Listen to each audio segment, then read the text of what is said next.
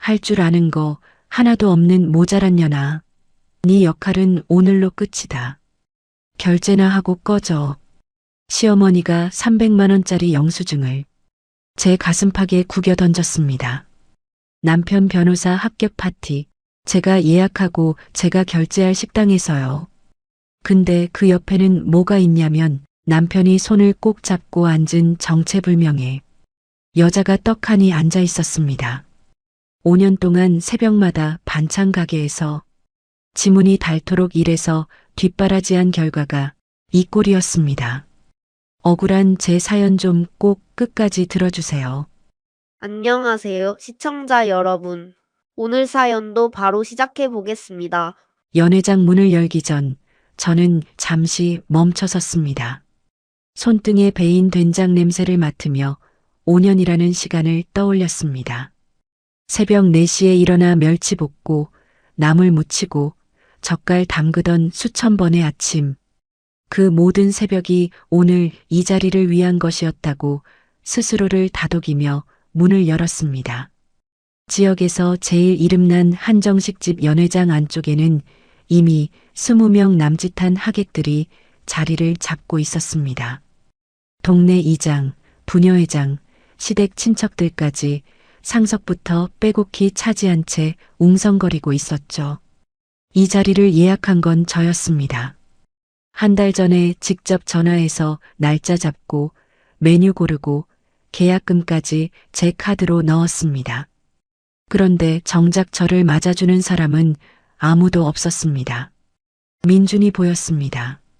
제가 지난달 백화점에서 12개월 할부로 결제한 남색 양복을 빳빳하게 차려입고 술잔을 높이 들고 있었습니다. 그 양복을 고를 때 민주는 거울 앞에서 3번이나 돌아보며 이거 나한테 딱이다라고 했었죠. 56만 원짜리 넥타이까지 제가 골라준 것이었습니다.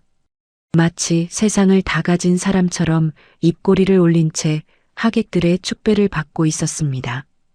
여보, 나왔어. 저는 민준에게 다가가며 말했습니다. 민준은 잠깐 저를 흘끗 보더니 고개만 까딱하고는 옆 테이블의 친척 어르신에게로 몸을 돌렸습니다. 마치 식당 종업원한테 하듯 왔으면 알아서 하라는 듯한 뒷모습이었습니다.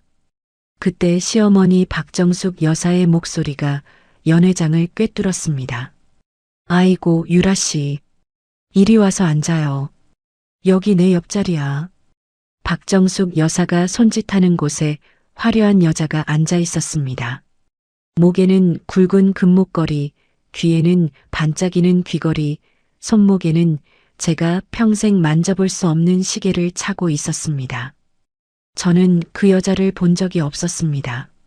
어머님, 저분은 누구세요? 제가 박정숙 여사에게 조심스럽게 다가가 물었습니다.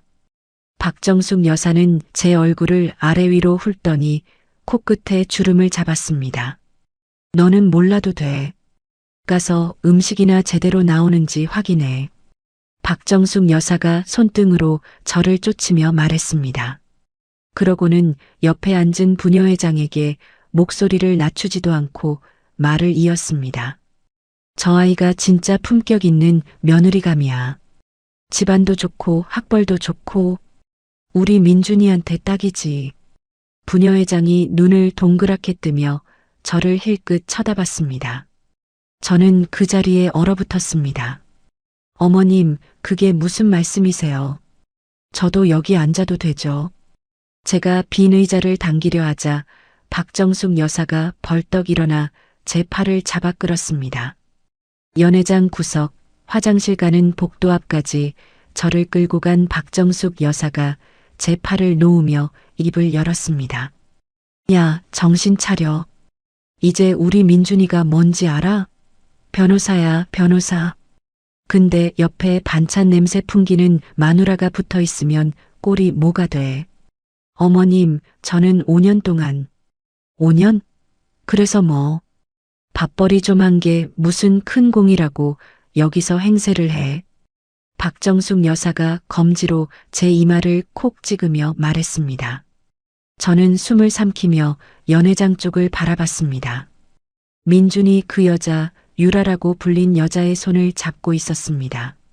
처음에는 당황한 듯 두리번거리더니 이내 유라의 손을 놓지 않은 채 술잔을 들어 올렸습니다. 자, 오늘 이 자리에 와주신 모든 분들께 감사드립니다. 5년이라는 긴 시간 포기하지 않고 여기까지 온 제 자신에게도 박수를 보내고 싶습니다. 민준이 건배사를 시작했습니다. 제가 사준 양복을 입고 제가 사준 시계를 차고 제가 예약한 연회장에서 다른 여자의 손을 잡은 채 제 자신에게 박수를 보낸다고 했습니다. 하객들이 일제히 잔을 들었습니다. 박정숙 여사의 사촌 언니가 옆 사람에게 몸을 기울이며 속삭였습니다. 저 며느리 있잖아. 반찬 가게 한다며. 이제 어떡하려나. 글쎄, 변호사 마누라가 시장에서 반찬을 팔면 쪽팔리지. 킥킥거리는 소리가 테이블 너머로 번졌습니다. 또 다른 친척 아주머니가 부채로 입을 가리며 말했습니다. 개천에서 용난이 조강지처가 짐이 된 거지 뭐. 원래 그런 법이야. 그 소리가 제 귀에까지 또렷하게 들렸습니다. 저는 복도 벽에 등을 기댄 채 두 손을 꼭 쥐었습니다. 식사가 시작됐고 저는 빈 구석자리에 혼자 앉았습니다. 아무도 제게 술을 따라주지 않았고 아무도 제게 말을 걸지 않았습니다. 제가 이 파티의 주인이라는 사실을 아는 사람은 아무도 없는 것처럼 식사가 끝날 무렵이었습니다. 박정숙 여사가 접힌 종이 한 장을 들고 저에게 다가왔습니다. 종이를 펼치자 300만 원이라는 숫자가 선명하게 찍힌 영수증이었습니다. 자, 이거 오늘 연회비 내가 계산하고 나가. 박정숙 여사가 영수증을 제 손바닥 위에 탁 올려놓으며 말했습니다. 이게 내가 이 집안에 해줄 마지막 봉사야. 알겠어? 박정숙 여사가 돌아서며 유라의 팔짱을 끼고 웃었습니다. 유라가 제 쪽을 돌아보며 입꼬리를 올렸습니다. 그 웃음이 칼끝처럼 느껴졌습니다. 저는 손바닥 위에 영수증을 내려다봤습니다. 그 아래로 제 손이 보였습니다. 지문이 달아 매끈해진 손가락, 된장물에 갈라진 손톱, 화상 자국이 얼룩진 손등. 이 손으로 5년을 버텼습니다. 이 손으로 학비를 대고 생활비를 벌고 시험 교재를 사다 날랐습니다. 저는 영수증을 반으로 접어 앞치마 주머니에 넣었습니다. 눈물은 나지 않았습니다. 대신 머릿속에서 하나의 문장이 또렷하게 떠올랐습니다. 이 사람들이 누리는 모든 것은 내 것이다. 그리고 나는 내 것을 전부 걷어들일 것이다. 박정숙 여사가 유라의 팔짱을 끼고 연회장 안쪽으로 돌아갔습니다. 하객들의 웃음소리가 유리문 너머로 새어나왔습니다. 저는 복도에 서서 주머니 속 영수증을 만지작거렸습니다. 박정숙 여사가 다시 문을 열고 고개를 내밀었습니다. 야, 아직도 거기 서 있어? 모자란 것. 결제나 하고 빨리 꺼져. 내 꼴 보기 싫으니까. 박정숙 여사가 문을 쾅 닫았습니다. 그 안에서 유라의 깔깔대는 웃음소리가 터져 나왔습니다. 저는 앞치마 끈을 풀어 의자 등받이에 걸쳤습니다. 연회장 쪽으로 돌아가지 않고 카운터 반대편 주차장으로 나가는 복도를 택했습니다. 걸으면서 휴대폰을 꺼냈습니다. 카드사 앱을 열고 결제용으로 등록해둔 카드를 눌렀습니다. 분실 신고 버튼을 한번 누르자 확인 메시지가 떴습니다. 저는 망설이지 않고 확인을 눌렀습니다. 주차장에 세워둔 제 경차에 올라탄 저는 시동을 걸고 한정식집을 빠져나왔습니다. 백미러에 비친 한정식집 간판이 점점 작아졌습니다. 집까지 오는 15분 동안 전화가 3통 왔습니다. 첫 번째는 식당 번호, 두 번째도 식당 번호, 세 번째는 민준이었습니다. 저는 3통 모두 받지 않았습니다. 네 번째 전화가 울렸습니다. 민준이었습니다. 야, 너 지금 어디야? 카드가 안 먹힌다고. 민준이 목소리를 낮춰 다급하게 말했습니다. 몰라. 내 파티잖아. 내가 내. 저는 전화를 끊었습니다. 다시 전화가 울렸습니다. 이번엔 박정숙 여사였습니다. 야, 이년아. 너 지금 뭐 하는 거야? 사람들 다 보는 앞에서 민준이가 망신을 당하고 있어. 당장 돌아와서 계산해. 박정숙 여사가 쉴 틈 없이 쏟아냈습니다. 어머님, 품격 있는 분들끼리 계시니까 품격 있게 직접 계산하세요. 저는 전화를 끊고 전원을 껐습니다. 현관문을 열고 집 안으로 들어섰습니다. 민준의 서재로 곧장 향했습니다. 책상 서랍을 열자 두꺼운 법전 아래에 갈색 봉투가 끼워져 있었습니다. 봉투 안에는 사진이 있었습니다. 민준과 유라가 나란히 서서 웃고 있는 사진, 유라가 민준의 볼에 입술을 대고 있는 사진, 둘이 나란히 와인잔을 부딪히는 사진. 저는 사진을 한 장씩 휴대폰 카메라로 찍었습니다. 손이 떨리지 않았습니다. 서랍 깊숙이에서 통장 사본 한 장이 나왔습니다. 제 반찬 가게 사업용 계좌에서 매달 빠져나간 돈이 민준의 개인 계좌로 들어가고 그 돈이 다시 유라 명의의 계좌로 빠져나간 내역이 고스란히 찍혀 있었습니다. 3개월간 총 2,700만 원. 제가 새벽마다 멸치를 볶아번 돈이 그 여자의 명품 가방이 되어 있었습니다. 저는 통장 사본도 촬영하고 모든 파일을 클라우드에 올렸습니다. 거실로 나와 소파에 앉았습니다. 휴대폰 전원을 다시 켜자 단톡방 알림이 쏟아졌습니다. 시누이 둘이 가족 단톡방에서 떠들고 있었습니다. 엄마가 전화했는데 올케 진짜 미쳤나봐 키읔키읔. 반찬집에서 돈 좀 만지니까 아나무인이네. 장사꾼 며느리의 최후 키읔키읔키읔. 저는 대화 내용을 처음부터 끝까지 캡처했습니다. 시누이들이 저를 조롱한 메시지, 제 외모를 비하한 메시지, 민준의 불륜을 알면서도 방조한 메시지까지 하나도 빠짐없이 저장했습니다. 캡처를 마치고 휴대폰을 내려놓으려는데 지인에게서 메시지 하나가 왔습니다. 언니, 이거 봤어? 시어머님이 부녀의 단톡방에 올린 거야. 첨부된 캡처를 열었습니다. 박정숙 여사가 부녀의 단톡방에 이렇게 써놓았습니다. 우리 며느리가 바람이 나서 가출했어요. 남편 합격도 못 축하해주고 도망갔습니다. 쯧쯧. 저는 이 메시지도 저장했습니다. 사문서 위조, 명예훼손, 상간자 소송. 머릿속에서 폴더를 하나씩 분류하듯 증거들을 정리했습니다. 침실로 가서 옷장을 열었습니다. 민준이 오늘 아침까지 입고 있던 낡은 내복이 세탁 바구니 위에 걸쳐져 있었습니다. 저는 그 내복을 꺼내 거실 바닥에 펼쳤습니다. 부엌에서 가위를 가져와 내복의 가슴팍을 한 번 찢었습니다. 소리가 시원했습니다. 한 번 더, 또 한 번 더. 갈기갈기 찢어진 천 조각들이 바닥에 흩어졌습니다.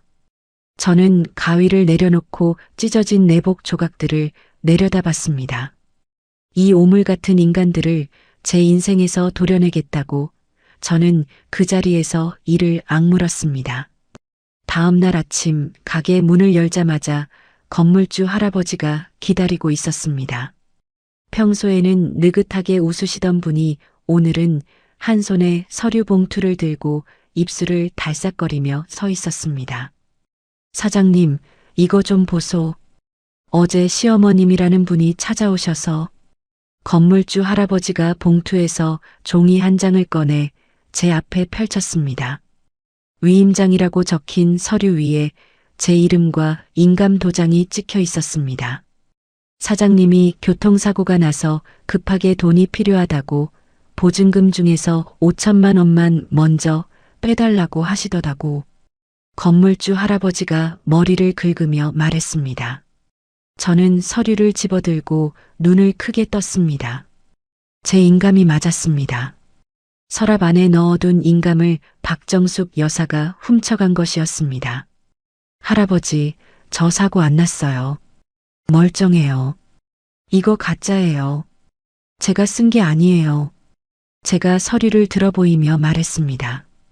건물주 할아버지의 얼굴이 하얗게 질렸습니다. 입을 벌렸다 닫았다를 3번이나 반복하더니 카운터 앞 의자에 털썩 주저앉았습니다.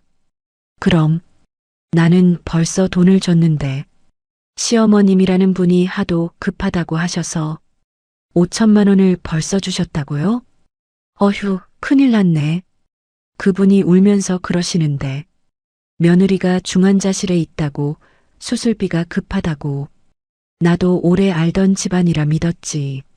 변호사 아들 어머니라는데 설마 거짓말을 하겠나 싶어서 건물주 할아버지가 무릎을 치며 한탄했습니다. 아들이 변호사 되셨다면서 수습 비용도 필요하다고 2가지를 한꺼번에 말씀하시니까 나도 어쩔 수가 없었어. 저는 서류를 내려놓고 카운터 뒤 의자에 주저앉았습니다. 5천만 원.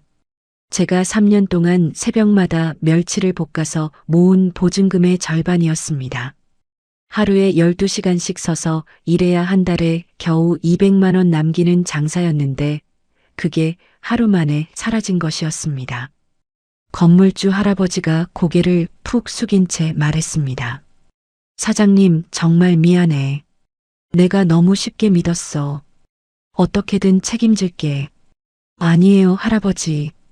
할아버지 잘못이 아니에요. 속은 거잖아요. 저는 할아버지의 손등을 잡으며 말했습니다. 하지만 속이 부글부글 끓었습니다. 잘못은 오직 한 사람에게 있었습니다. 가게 앞에서 소란이 들렸습니다. 유리문이 벌컥 열리더니 박정숙 여사가 들어섰습니다. 그 뒤로 유라가 따라 들어왔습니다. 박정숙 여사는 새로 맞춘 듯한 연보라색 블라우스를 입고 있었고 유라는 굽 높은 구두를 또각또각 울리며 걸어왔습니다. 야, 어제 전화는 왜 안 받아? 니 때문에 우리 민준이가 사람들 앞에서 얼마나 창피를 당했는지 알아? 박정숙 여사가 카운터를 탁탁 치며 소리쳤습니다. 건물주 할아버지가 놀라서 자리에서 벌떡 일어났습니다. 어머님, 제 인감 가져가셨죠? 제 보증금 5천만 원 가져가신 거 아시죠? 제가 위임장을 들어보이며 말했습니다. 박정숙 여사가 눈을 한번 깜빡이더니 입술을 비틀었습니다. 당황하는 기색은 1초도 없었습니다. 그래서 뭐? 내 아들이 돈이 필요한데 며느리 돈 좀 쓰면 안 돼? 네가 그 돈을 누구 덕에 벌었는데. 어머님, 그건 제 가게 보증금이에요. 어머님 돈이 아니라고요. 시끄러워. 이 가게도 내 아들이 있으니까 유지되는 거야. 변호사 집안 며느리가 반찬 가게 하니까 사람들이 와주는 거지. 네 실력으로 장사가 되는 줄 알아? 박정숙 여사가 카운터 위에 반찬통을 손으로 밀었습니다. 유리용기가 바닥에 떨어져 깨지며 멸치볶음이 사방으로 쏟아졌습니다. 어머님, 그만하세요. 제가 소리쳤습니다. 뭐? 네가 나한테 소리를 질러? 박정숙 여사의 눈이 뒤집혔습니다. 냉장고 위에 밑반찬 통들을 하나씩 끌어내리기 시작했습니다. 깍두기 통이 깨졌습니다. 시금치나물이 바닥에 쏟아졌습니다. 제가 새벽 4시에 일어나 만든 것들이었습니다. 이런 반찬이나 파는 년이 감히 우리 집안에 대들어? 네 주제를 알아야지. 박정숙 여사가 선반 위에 젓갈통까지 끌어내리며 악을 썼습니다. 건물주 할아버지가 놀라서 뒷걸음질 치다 문틀에 등을 부딪혔습니다. 여기서 이러시면. 할아버지가 말리려 했지만 박정숙 여사는 들은 척도 하지 않았습니다. 저는 깨진 유리와 쏟아진 반찬 사이에 서서 주먹을 꽉 쥐었습니다. 하지만 손을 올리지 않았습니다. 대신 천장 구석에 달린 작은 카메라의 빨간 불빛을 확인했습니다. 녹화 중이었습니다. 유라가 카운터 안쪽으로 들어오더니 제 의자에 떡하니 앉았습니다. 다리를 꼬고 팔걸이에 팔꿈치를 괜 채 가게 안을 둘러봤습니다. 여기 인테리어 좀 바꾸면 괜찮겠는데. 어머님, 여기 제가 운영하면 어떨까요? 유라가 박정숙 여사를 돌아보며 웃었습니다. 그래, 좋지. 네가 하면 이 동네에서 제일 가는 가게 될 거야. 박정숙 여사가 유라의 어깨를 토닥이며 흡족한 표정을 지었습니다. 그때 유라의 목에서 금빛이 반짝였습니다. 저는 그 목걸이를 알아봤습니다. 돌아가신 친정 엄마가 제 결혼식 날 걸어주신 금목걸이였습니다. 엄마가 시집가는 딸 목에 직접 걸어주시며 우리 딸 잘 살아라고 하셨던 그 목걸이. 안방 서랍 깊숙이 넣어둔 것을 이 여자가 꺼내 걸고 온 것이었습니다. 이거 예쁘지 않아? 민준이가 주던데. 유라가 목걸이를 손가락으로 들어올리며 제 눈을 똑바로 바라봤습니다. 순금이래. 무게감이 확실히 다르더라. 유라가 목걸이를 좌우로 흔들며 웃었습니다. 제 엄마의 유품을 장난감처럼 가지고 노는 모습이었습니다. 제 손톱이 손바닥을 파고들었습니다. 피가 날 것 같았지만 저는 입을 다물었습니다. 여기서 소리를 지르면 지는 것이었습니다. 박정숙 여사와 유라가 떠나고 건물주 할아버지도 연신 미안하다며 돌아간 뒤 저는 홀로 가게를 치웠습니다. 바닥에 쏟아진 반찬을 쓸어 담고 깨진 유리를 주워 담았습니다. 무릎을 꿇고 걸레질을 하는데 된장 냄새와 젓갈 냄새가 뒤섞여 코를 찔렀습니다. 그날 오후 더 나쁜 소식이 찾아왔습니다. 민준이 자신의 로펌 동기들에게 단톡방을 만들어 메시지를 보낸 것을 지인을 통해 전달받았습니다.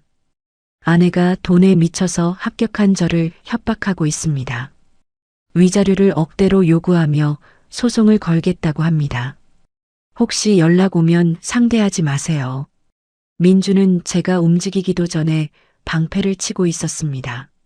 저녁이 되어 집으로 돌아가려 했습니다. 현관 앞에 서서 비밀번호를 눌렀지만 도어락이 열리지 않았습니다. 번호가 바뀌어 있었습니다. 한 번 더 눌러봤습니다. 빨간 불이 깜빡이며 오류음이 울렸습니다. 현관 옆 복도 바닥에 박스 하나가 놓여 있었습니다. 택배 박스를 재활용한 것이었는데 테이프도 제대로 붙이지 않아 뚜껑이 벌어져 있었습니다. 박스 안에는 제 옷 몇 벌과 부모님의 유품이 아무렇게나 구겨져 들어 있었습니다. 엄마의 사진 액자가 금이 가 있었습니다. 유리가 대각선으로 쩍 갈라져 있었고 액자 모서리가 찌그러져 있었습니다. 아버지의 낡은 만년필이 뚜껑 없이 굴러다녔습니다. 아버지가 30년 넘게 쓰시던 것이었는데 뚜껑은 박스 안 어디에도 없었습니다. 저는 복도 바닥에 쪼그려 앉아 금간 액자를 끌어안았습니다. 엄마의 웃는 얼굴이 금 사이로 갈라져 보였습니다. 차가운 복도 바닥이 무릎뼈를 파고들었습니다. 위층에서 발소리가 지나갔습니다. 누군가 저를 내려다보다 그냥 지나쳤습니다. 저는 그 자리에서 움직일 수 없었습니다. 한참을 그렇게 앉아 있었습니다. 10분이 지났는지 30분이 지났는지 알 수 없었습니다. 그러다 천천히 일어났습니다. 무릎이 시렸지만 액자를 가슴에 꼭 품고 만년필을 주머니에 넣고 박스를 한 팔로 안아들었습니다. 가게로 돌아가는 길에 생각했습니다. 이 사람들이 스스로 지옥문을 열고 걸어 들어오게 만들겠다고, 그리고 그 문을 제 손으로 잠그겠다고. 유라가 제 엄마의 금목걸이를 걸고 웃던 그 얼굴이 떠올랐습니다. 저 여자는 자기가 얼마나 큰 실수를 저질렀는지 모르고 있었습니다. 허영심이 강한 사람은 반드시 더 큰 것을 탐하게 되어 있고 더 큰 것을 탐하는 순간 발밑을 보지 못하게 됩니다. 유라의 허영심이 결국 이 모든 판을 뒤집는 열쇠가 될 것이라는 확신이 들었습니다. 다음 날 아침 저는 가게 문을 열지 않았습니다. 대신 단정하게 옷을 갈아입고 경찰서로 향했습니다. 민원실 창구에 앉아 담당 경찰관에게 위임장과 건물주 할아버지의 진술서를 내밀었습니다. 시어머니가 제 인감을 훔쳐서 가짜 위임장을 만들었습니다. 그걸로 제 보증금 5천만 원을 빼갔고요. 담당 경찰관이 서류를 넘기며 고개를 끄덕였습니다. 고소장 접수하시겠습니까? 네. 그리고 하나 더 있습니다. 저는 클라우드에 저장해둔 통장 내역을 인쇄한 종이를 꺼냈습니다. 제 사업 계좌에서 민준의 계좌로, 민준의 계좌에서 유라의 계좌로 빠져나간 2,700만 원의 흐름이 선명하게 찍혀 있었습니다. 남편이 제 가게 운영 자금을 빼돌려서 다른 여자에게 보냈습니다. 이것도 고소하겠습니다. 경찰관이 고소장 양식 2장을 내밀었고 저는 빈칸을 하나씩 채워나갔습니다. 펜을 쥔 손에 힘이 들어갔지만 글씨는 흔들리지 않았습니다. 경찰서를 나와 곧장 법원으로 갔습니다. 유라의 실제 거주지를 수소문해 둔 터라 상간자 소송 소장을 정확한 주소로 발송할 수 있었습니다. 그 다음은 민준의 로펌이었습니다. 저는 편의점에서 봉투 하나를 사서 그 안에 사진들과 통장 내역 사본을 넣었습니다. 봉투 겉면에 인사팀 앞이라고 적고 로펌 주소로 등기를 보냈습니다. 오후에는 집주인을 만났습니다. 저희가 살던 아파트는 제 명의로 된 전세 계약이었습니다. 제가 보증금을 넣고 제 이름으로 계약한 집이었죠. 사장님, 사실 저도 곤란했어요. 도어락을 바꿨다는 얘기 듣고 뭔 일인가 싶었는데 집주인이 커피잔을 내려놓으며 말했습니다. 집주인님, 제가 계약 해지하려고요. 보증금 돌려주시면 저는 나가겠습니다. 그러면 지금 안에 있는 사람들은 제 시댁 식구들인데 제 동의 없이 들어와 있는 겁니다. 도어락도 멋대로 바꿨고요. 집주인이 한숨을 내쉬며 고개를 끄덕였습니다. 알겠습니다. 계약 해지 진행하고 퇴거 날짜 잡아서 통보하겠습니다. 저는 자리에서 일어나며 고개를 숙였습니다. 카페를 나와 길을 걸으며 다음 수순을 짚었습니다. 민준이 제 돈으로 사서 유라에게 준 외제차가 있었습니다. 제 명의로 할부를 넣고 보험도 제 이름으로 든 차였죠. 저는 보험사에 전화를 걸었습니다. 제 명의 차량인데 제 동의 없이 다른 사람이 타고 다닙니다. 도난 신고 접수해 주세요. 전화를 끊고 렌트사에도 같은 내용을 전달했습니다. 렌트사 직원이 확인 후 견인 조치하겠다고 답했습니다. 저는 걸음을 멈추고 휴대폰 메모장을 열었습니다. 할 일 목록에 줄을 그어 지워나갔습니다.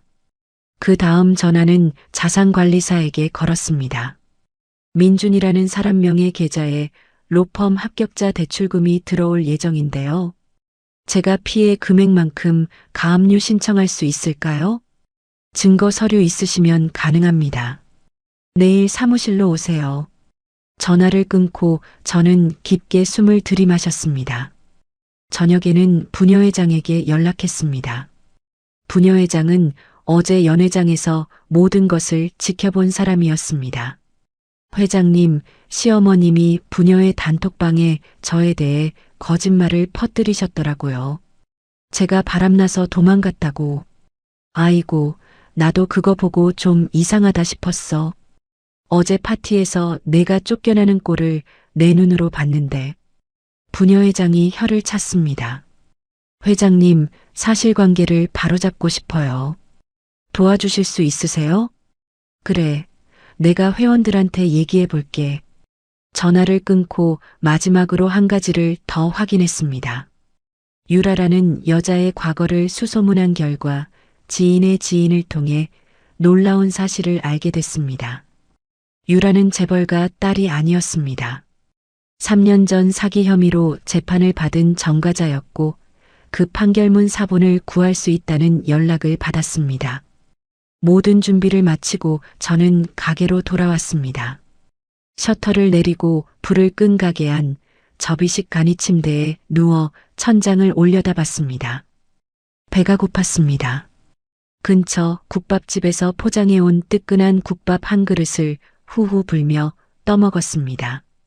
부모님이 좋아하시던 맛이었습니다. 숟가락을 내려놓고 저는 액자 속 엄마의 얼굴을 바라봤습니다. 금간 유리 너머로도 엄마의 미소는 따뜻했습니다. 일주일이 지났습니다. 그 사이 민준의 외제차는 도로 한복판에서 견인됐고 로펌 인사팀에서는 민준에게 면담 일정을 잡았다는 소식이 들려왔습니다. 박정숙 여사는 경찰서에서 출석 요구서를 받고 난리를 피웠다고 했습니다. 하지만 아직 부족했습니다. 저는 이들이 스스로 무너지게 만들 마지막 한 수가 필요했습니다. 가게 카운터에 앉아 박정숙 여사에게 전화를 걸었습니다. 어머님, 저예요. 뭐야, 인연이. 감히 전화를 해? 너 때문에 경찰서에서 연락이 왔잖아. 당장 고소 취하 안 하면. 어머님, 그래서 전화드린 거예요. 저는 목소리를 한껏 낮추고 떨리는 척 말했습니다. 제가 생각을 해봤는데요. 제가 너무 앞뒤 안 가리고 한 것 같아요.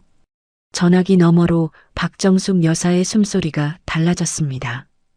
그래, 이제야 정신이 좀 들었어? 네. 그래서 어머님께 드릴 게 있어요.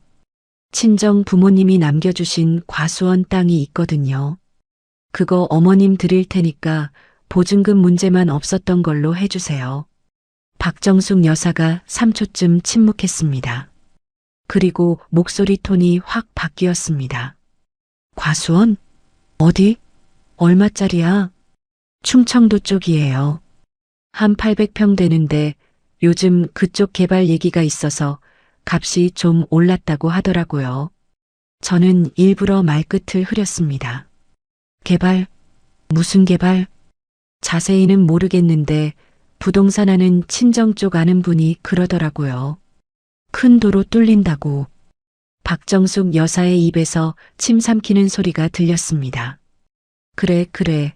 내가 그 정도 성의를 보이면 내가 생각을 좀 해보지. 전화를 끊고 저는 카운터에 팔꿈치를 괴었습니다. 그 과수원 땅은 사실길이 없는 맹지였습니다. 사방이 남의 논으로 막혀 있어서 차 한 대 들어갈 수 없는, 개발은커녕 농사도 못 짓는 쓸모없는 땅이었습니다. 하지만 저는 이미 지인을 통해 그 주변에 대규모 도로가 뚫린다는 가짜 소문을 흘려놓은 상태였습니다. 이틀 뒤 박정숙 여사에게서 다시 전화가 왔습니다. 야, 그 과수원 땅 주변에 개발 확정이래. 내가 아는 사람한테 물어봤더니 진짜라더라. 박정숙 여사의 목소리가 들떠 있었습니다. 제가 흘린 소문을 자기 인맥으로 확인했다고 믿는 것이었습니다. 어머님, 그러시면 제가 서류 준비해 놓을게요. 그래, 그래. 아, 그리고 나 그 주변 땅도 좀 사둘까 하는데. 민준이가 대출 좀 알아본다니까 내가 방해하지 마. 저는 입꼬리가 올라가는 것을 참으며 대답했습니다. 네, 어머님. 알겠습니다. 박정숙 여사는 그날부터 사채업자에게 연락을 돌리기 시작했습니다. 과수원 주변의 땅을 더 사들이기 위해서였죠. 민준도 마찬가지였습니다. 로펌 입사 전에 목돈을 만들겠다며 동기들에게까지 손을 벌려 돈을 끌어모았습니다. 그 돈은 전부 유라가 소개한 투자처로 흘러들어갔습니다. 저는 그 흐름을 멀찌감치서 지켜봤습니다. 며칠 뒤 저는 인테리어 업체에 전화를 걸었습니다. 전세 아파트 리모델링 견적 좀 받고 싶은데요. 현장 점검 한번 와주실 수 있나요? 업체 직원이 날짜를 잡았습니다. 점검 명목으로 집안의 배관과 전기시설을 일시적으로 차단할 수 있는 합법적인 방법이었습니다. 박정숙 여사가 제 집에서 편하게 살 수 있는 시간은 얼마 남지 않았습니다. 같은 시각 유라는 동네 사람들에게 명품 선물을 돌리고 다녔습니다. 재벌가 며느리 행세를 하며 고급 가방과 지갑을 나눠주는 유라의 사진이 동네 맘카페에 올라왔습니다. 저는 그 사진을 보고 짝퉁 단속 신고 전화를 걸었습니다. 인터넷에 올라온 제품 사진인데요. 가품 의심이 돼서 신고합니다. 며칠 뒤 단속반이 유라가 선물한 가방들을 회수해 갔고 동네 사람들 사이에서 수군거림이 시작됐습니다. 박정숙 여사는 아무것도 모른 채 제 집에서 잔치를 열겠다며 지인들을 초대했습니다. 하지만 잔치 당일 아침 집 대문에 내용 증명서가 붙었습니다. 집주인이 보낸 퇴거 통보서였습니다. 뭐야 이게? 야, 민준아. 이것 좀 봐. 나가라는 거야?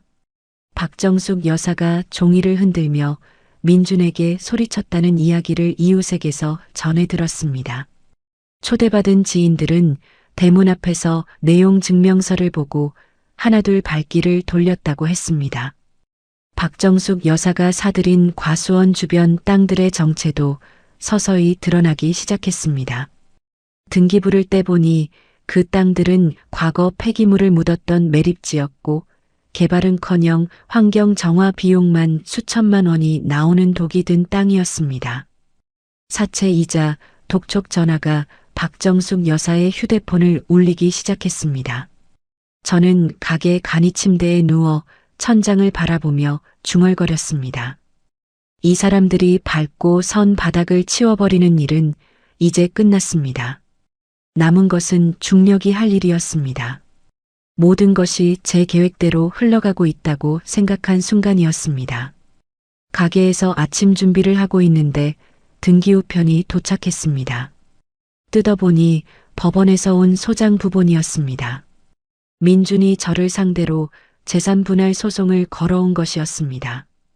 소장 내용을 읽어 내려가다 손이 멈췄습니다. 원고의 장인, 장모가 생전에 원고에게 작성해준 증여 확인서에 의거하여 민준이 제 부모님이 돌아가시기 전에 써주셨다는 서류를 들고 나온 것이었습니다. 부모님이 민준에게 돈을 빌려준 적은 있어도 증여를 확인한 적은 없었습니다. 하지만 부모님은 이미 돌아가셨고 반박할 증인이 없었습니다.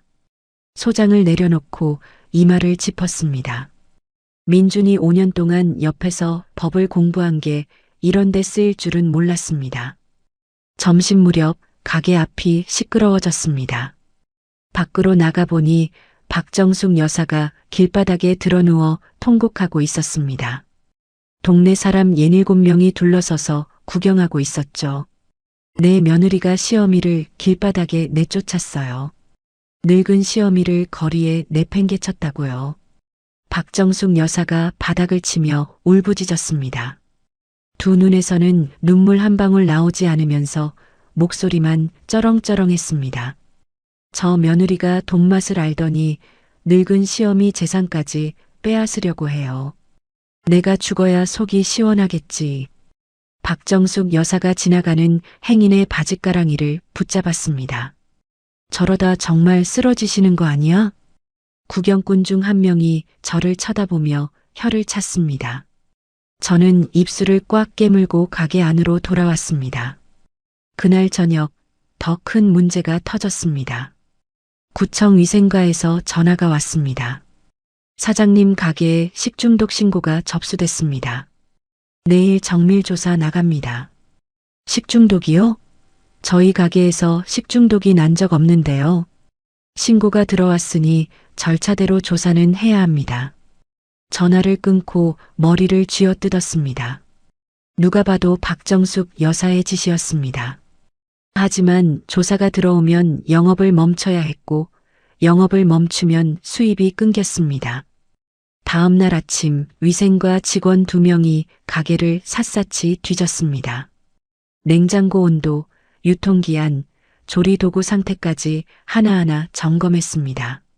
저는 옆에 서서 묵묵히 지켜볼 수밖에 없었습니다. 조사가 끝나기도 전에 또 다른 손님이 찾아왔습니다. 유라였습니다. 한 손에 서류 봉투를 들고 가게 문을 열었습니다. 언니 나왔어. 유라가 카운터에 서류를 탁 내려놓으며 웃었습니다. 이게 뭔데? 가게 매매 계약서. 시어머님이 이 가게 권리금을 나한테 넘기기로 했거든. 여기 도장도 찍혀 있고. 서류를 펼치니 박정숙 여사의 도장과 함께 제 이름이 매도인 란에 적혀 있었습니다. 물론 제가 쓴 것이 아니었습니다. 또 위조였습니다. 유라가 손톱으로 카운터를 톡톡 두드리며 말했습니다. 언니, 순순히 넘기는 게 좋을 거야. 안 그러면 더 복잡해져. 유라의 목에서 엄마의 금목걸이가 흔들렸습니다. 저는 유라의 얼굴을 똑바로 바라봤습니다. 그리고 입을 열지 않았습니다. 유라가 어깨를 으쓱하며 가게를 나갔습니다. 밤이 되어 가게 셔터를 내리고 간이 침대에 앉았습니다. 사방에서 벽이 좁혀오는 기분이었습니다. 그때 휴대폰이 울렸습니다. 모르는 번호였지만 받았습니다. 혹시 김민준 씨 아내 되시는 분 맞으세요? 네, 그런데요. 저는 3년 전에 민준 씨 차에 치인 사람 아는 사람인데요. 저는 숨을 멈췄습니다. 그때 음주운전이었거든요. 근데 합의금 주고 덮었잖아요. 블랙박스 영상이 아직 있어요. 전화를 끊고 저는 두 손으로 휴대폰을 꼭 쥐었습니다. 다음 날 저는 가게 내부 저장 장치를 확인했습니다. 박정숙 여사가 가게에 쳐들어와 집기를 부수던 날의 영상이 남아 있었습니다. 반찬이나 파는 년이라며 제 부모님까지 모욕하던 박정숙 여사의 얼굴과 목소리가 선명하게 찍혀 있었습니다. 저는 그 영상을 부녀회장에게 보냈습니다. 부녀회장에게서 답장이 바로 왔습니다. 세상에 이걸 보고도 저 사람 편들 사람은 없을 거야.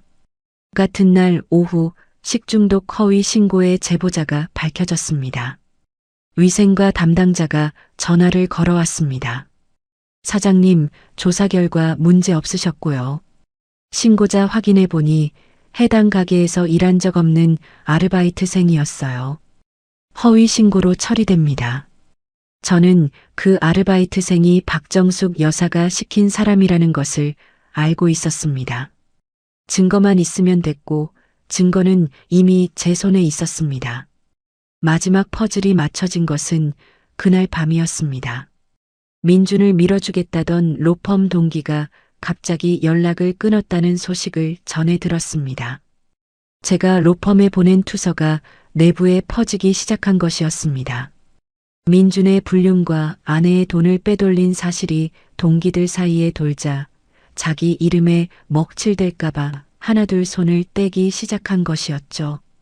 저는 간이 침대에 누워 천장의 얼룩을 바라봤습니다. 내일이면 모든 것이 끝납니다. 저는 눈을 감았습니다. 아침 8시 집주인에게서 전화가 왔습니다. 사장님, 오늘 이삿짐 센터 보내기로 한 날이죠. 저도 같이 갈게요.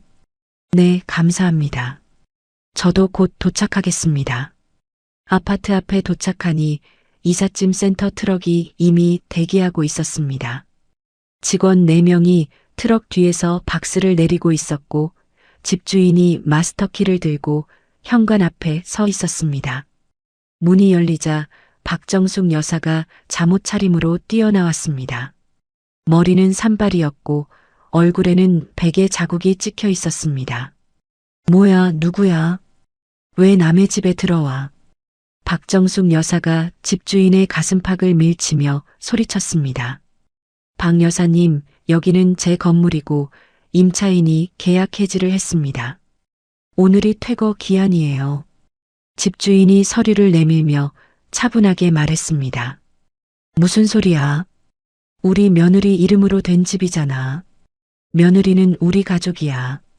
그 며느리분이 직접 해지하셨습니다. 더 이상 법적으로 거주하실 수 없어요. 박정숙 여사가 서류를 낚아채 찢으려 했지만 집주인이 손을 뻗어 막았습니다. 찢으셔도 사보는 있습니다.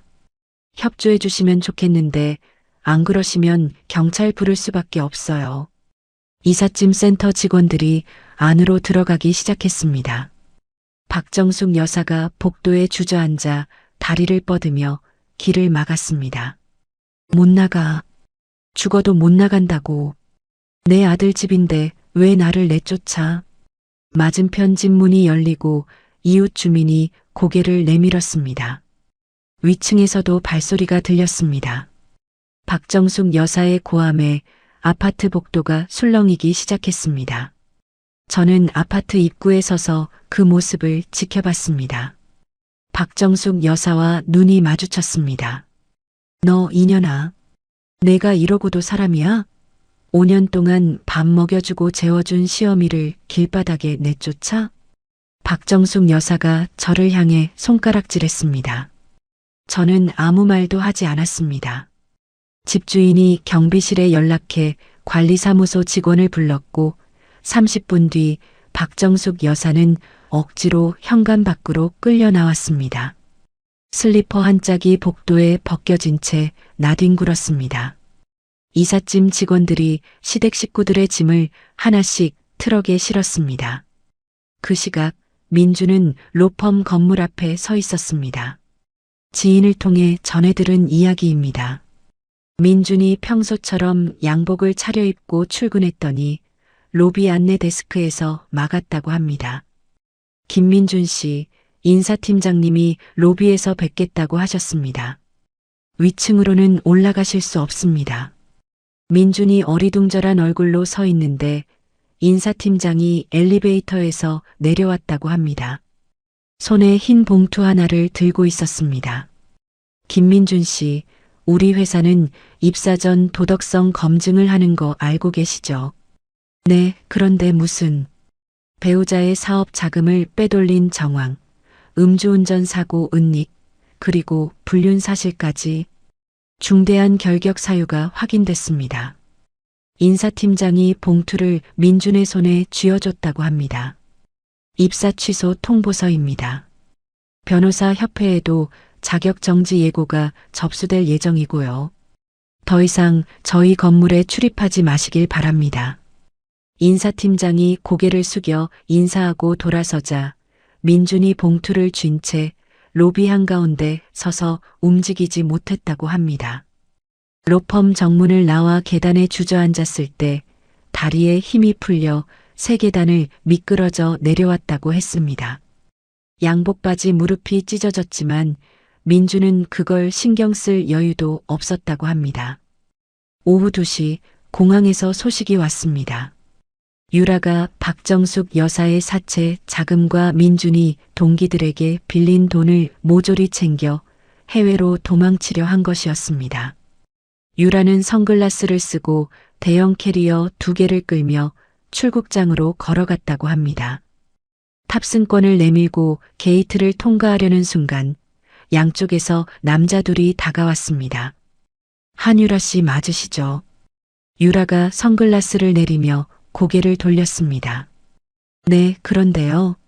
사기 및 절도 혐의로 체포합니다. 함께 가시죠. 형사가 수갑을 꺼내자 유라의 얼굴이 하얗게 질렸다고 합니다. 잠깐만요. 이거 무슨 오해가 있는 거 아니에요? 저 비행기 타야 하는데.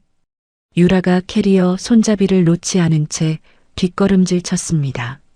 하지만 형사의 손이 유라의 손목을 잡았고 차가운 금속 소리와 함께 수갑이 채워졌습니다. 출국장에 있던 사람들이 일제히 고개를 돌렸다고 합니다. 소식은 꼬리에 꼬리를 물고 들려왔습니다. 민준이 동기들에게 빌린 돈은 즉시 상환 독촉으로 바뀌었습니다. 합격자 대출금은 제가 걸어놓은 가압류에 묶여 한 푼도 쓸 수 없었고 민준의 신용은 하루아침에 바닥으로 떨어졌습니다. 동기 중 하나가 민준에게 전화를 걸어왔다고 합니다. 야, 김민준, 너 나한테 빌린 3천만 원 이번 주 안에 안 갚으면 나도 고소할 거야. 내가 변호사라고 믿고 빌려준 건데 사기 아니냐 이게. 민준은 아무 말도 하지 못했다고 합니다. 박정숙 여사의 소식은 저녁 무렵에 들려왔습니다. 인감 위조와 허위 신고 교사 혐의로 경찰이 박정숙 여사를 연행하러 간 것이었습니다. 때마침 동네 부녀회 정기 모임이 있던 날이라 회원 12명이 마을 회관 앞에 모여 있었습니다. 경찰차가 멈추고 형사 2명이 내려 박정숙 여사에게 다가갔습니다. 박정숙 씨 사문서 위조 및 행사, 무고, 교사 혐의로 체포합니다. 박정숙 여사가 뒷걸음질 치며 소리쳤습니다. 내가 뭘 잘못했다고. 며느리 돈 좀 쓴 게 무슨 죄야. 내 아들 뒷바라지 하는데 며느리 인감 쓴 게 뭐가 어때서. 형사가 박정숙 여사의 손을 앞으로 모으며 말했습니다. 하실 말씀은 조사실에서 하시죠. 수갑이 채워지는 찰칵 소리가 울렸습니다. 부녀 회원들이 입을 벌린 채 지켜봤습니다. 박정숙 여사가 그토록 자랑하던 변호사 아들의 어머님이라는 간판이 산산조각 나는 순간이었습니다. 봐. 내가 그랬잖아. 저 사람 뭔가 이상하다고. 부녀 회원 중 한 명이 옆 사람의 팔을 잡으며 수군거렸습니다. 박정숙 여사가 경찰차에 실리면서 부녀 회원들을 돌아봤지만 눈을 마주치는 사람은 한 명도 없었습니다. 민주는 그날 밤 유치장에 갇혔습니다. 음주운전 은닉과 증거인멸 혐의가 추가된 것이었습니다. 제가 백화점에서 사준 양복도 할부로 결제한 시계도 모두 압류 딱지가 붙었습니다. 유치장에서 민주는 5년 전 로스쿨 입학하기 전에 입던 낡은 운동복으로 갈아입어야 했습니다. 철창을 두 손으로 붙잡고 이마를 기댄 채 어깨를 들썩이며 울었다고 합니다. 시누이들에게는 제가 부당이득 반환 소송을 걸었습니다. 5년간 제 돈으로 받아간 생활비와 선물 내역을 모조리 정리한 소장을 받아든 시누이들은 서로에게 전화를 걸어 책임을 떠넘기기 시작했습니다.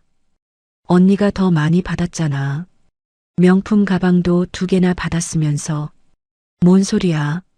너 결혼할 때 혼수 비용 누가 댔는데. 올케 돈이었잖아. 그건 엄마가 해준 거지 내가 달라고 한 거 아니거든. 둘은 결국 서로를 원망하며 연락을 끊었다고 합니다. 한 집안이 하루 만에 남남보다 못한 사이로 갈라졌습니다. 저는 그날 저녁 가게에서 마지막 짐을 쌌습니다. 셔터를 내리고 간판에 불을 껐습니다. 5년 동안 새벽마다 불을 켜던 가게였습니다. 냉장고에 웅웅거리는 소리가 멈추자 가게 안이 고요해졌습니다. 밖으로 나서는데 멀리서 누군가 달려오는 발소리가 들렸습니다. 박정숙 여사와 민준이었습니다. 보석으로 풀려났는지 둘 다 초라한 얼굴이었습니다. 박정숙 여사는 슬리퍼를 끌고 있었고 민준은 구겨진 운동복 차림이었습니다. 박정숙 여사가 제 앞 3미터쯤에서 무릎을 꿇었습니다. 콘크리트 바닥에 두 무릎이 부딪히는 둔탁한 소리가 났습니다. 제발 한 번만 봐줘. 내가 잘못했어. 응? 내가 미쳤었어. 박정숙 여사가 두 손을 모아 비비며 울었습니다. 이번에는 진짜 눈물이었습니다. 민준도 옆에 무릎을 꿇었습니다. 고개를 바닥에 박은 채 어깨를 들썩였습니다. 한 번만 기회를 줘. 내가 다 갚을게. 제발. 민준의 목소리가 갈라졌습니다. 저는 두 사람을 내려다봤습니다. 한 달 전 연회장에서 영수증을 제 가슴팍에 던지던 그 손이 지금 콘크리트 바닥을 짚고 있었습니다. 저를 투명인간 취급하던 그 입이 제발이라는 단어를 반복하고 있었습니다. 저는 발목을 빼고 한 발 물러섰습니다. 두 사람의 얼굴을 마지막으로 한 번 바라봤습니다. 그리고 돌아섰습니다. 한 번도 뒤를 돌아보지 않았습니다. 한 달이 지났습니다. 법원에서 이혼 판결문이 나왔고 재산 분할도 제 손을 들어줬습니다. 민준이 들고 나온 증여 확인서는 필적 감정 결과 위조로 판명됐습니다. 보증금 5천만 원도 전액 돌려받았고 상간자 소송 배상금까지 확정됐습니다. 모든 것을 정리하고 저는 서울을 떠났습니다. 돌아가신 부모님의 고향, 충청도 깊은 시골 마을로 향했습니다. 버스에서 내리자 흙냄새가 코끝을 간지렸습니다. 좁은 돌담길을 따라 5분쯤 걸으니 낮은 지붕의 작은 집이 나타났습니다. 마당 한쪽에는 부모님이 생전에 가꾸시던 텃밭이 그대로 남아 있었습니다. 상추가 제멋대로 자라 있었고 고추 지지대는 비바람에 기울어져 있었습니다. 현관문을 열고 들어서니 먼지 냄새가 났습니다. 하지만 괜찮았습니다. 이 집에는 저를 내쫓는 사람도, 영수증을 쥐어주는 사람도, 제 엄마의 유품을 빼앗아 가는 사람도 없었습니다. 짐을 풀고 첫 번째로 한 일은 창문을 여는 것이었습니다. 바람이 들어오자 방 안의 탁한 공기가 빠져나갔습니다. 저는 창가에 엄마의 사진 액자를 놓았습니다. 금간 유리는 새 것으로 갈아 끼웠습니다. 엄마의 웃는 얼굴이 햇살을 받아 환하게 빛났습니다. 며칠 뒤 지인에게서 연락이 왔습니다. 언니, 민준이 소식 들었어? 변호사 자격 완전히 박탈됐대. 새벽에 인력시장 나간다더라. 그래. 시어머님은 사채 빚 때문에 시장통에서 폐지 죽고 다닌대. 그래. 저는 짧게 대답하고 전화를 끊었습니다. 그 사람들의 소식은 이제 창밖을 스치는 바람 소리와 다를 게 없었습니다. 아침 해가 뜨면 저는 텃밭으로 나갔습니다. 상추 잎을 하나씩 따고 빨갛게 익은 고추를 바구니에 담았습니다. 부엌으로 돌아와 엄마가 가르쳐 주신 대로 된장을 풀고 두부를 썰어 넣었습니다. 보글보글 끓어오르는 냄새가 집안을 가득 채웠습니다. 밥상 하나 차려 마루에 앉아 혼자 먹는 아침이었습니다. 샴페인도 없고 명품 양복도 없고 축배를 외치는 하객도 없었습니다. 대신 갓 짜낸 들기름 냄새와 따뜻한 밥 한 공기가 있었습니다. 그것으로 충분했습니다. 점심을 먹고 휴대폰을 확인하니 낯선 번호로 메시지가 와 있었습니다. 며느리야, 제발 한 번만 연락 좀 줘. 민준이가 많이 아파. 살려줘. 박정숙 여사였습니다. 저는 메시지를 끝까지 읽고 그 번호를 차단 목록에 넣었습니다. 손가락 하나 떨리지 않았습니다. 오후에는 집 뒤쪽 숲길을 걸었습니다. 나뭇잎 사이로 햇살이 부서져 내렸습니다. 5년 동안 새벽 4시에 일어나 멸치를 볶고 남의 인생을 위해 허리를 굽히던 시간은 끝났습니다. 이 공기는 누구를 위한 것도 아닌 오직 저만을 위한 것이었습니다. 저녁이 되자 하늘이 붉게 물들었습니다. 마당 평상에 앉아 노을을 바라봤습니다. 부모님이 이 자리에서 나란히 앉아 막걸리를 드시던 모습이 떠올랐습니다. 엄마, 아빠, 저 이제 괜찮아요. 액자 속 부모님의 사진을 향해 나직이 말했습니다. 바람이 불어와 제 머리카락을 쓸어 넘겼습니다. 마치 엄마가 쓰다듬어 주시는 것 같았습니다. 노을이 지고 어둠이 내려앉았습니다. 별이 하나둘 떠올랐습니다. 저는 평상에서 일어나 집 안으로 들어갔습니다. 내일은 텃밭에 토마토 모종을 심을 생각입니다.